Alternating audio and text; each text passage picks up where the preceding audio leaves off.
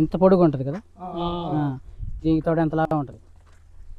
అది మిత్ర పురుగులు అంట, అవి మంచి పురుగులు, అవి మిత్ర పురుగులు, వాటి వల్ల ఏం కాదు.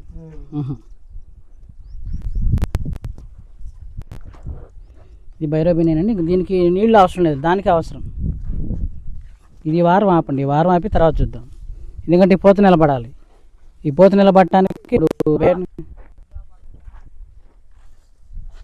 ఇది ఎలా ఉంది బాబాయ్ ఈ తోట, ఈ విత్తనం?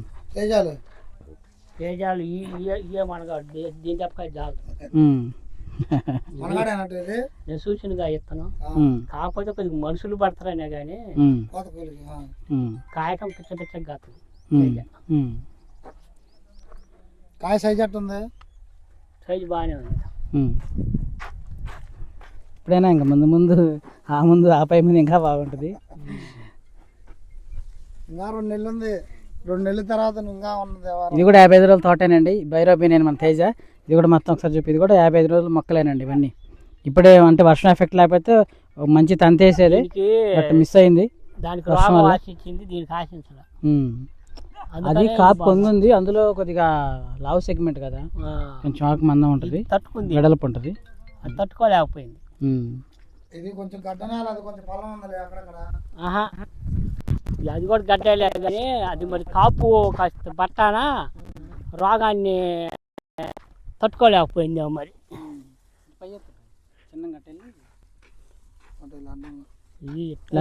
ఇది మనగాడు చిన్న చిన్న.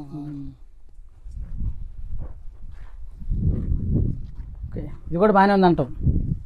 మరి ఇత్తనాలు ఇచ్చినందుకు ప్రస్తుతానికి సంతోషమేగా. దీని దెబ్బకాయ చాలదు ఎప్పుడైనా.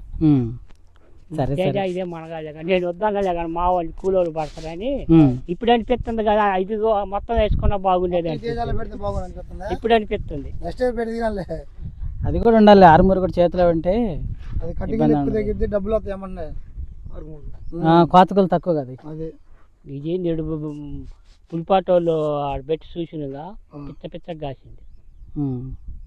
సరే ఇప్పుడే నెక్స్ట్ ఇయర్ 4 ఎకరాలు అయితే కానీ ఏమైంది, నెక్స్ట్ ఇయర్ దాన్ని ఆపి దీన్ని 3 ఎకరాలు ఇబ్బంది. రోడ్డు అమ్మటం సరే, రోడ్డు అమ్మటం మన పోటీ కౌలు ఎక్కువ పెట్టాలా, జాలు ఈ కౌలు తక్కువ అని. ఇది రోడ్డు, ఇది ఎకరం 10,000కి వచ్చింది. మరి 30,000 రోడ్డు అమ్మటం అయితే 25,000 అయింది. మరి ఇంక మనకు ఆ ఎసరా చాకరీ పడితే చాకరీ అయింది అనుకో, చేపించుకుందాం. ఎడా కుంట ఉంది, అదిగో పెద్ద కుంట ఉంది, నీళ్ళు ఎద్దడైతే బోరు ఉంది.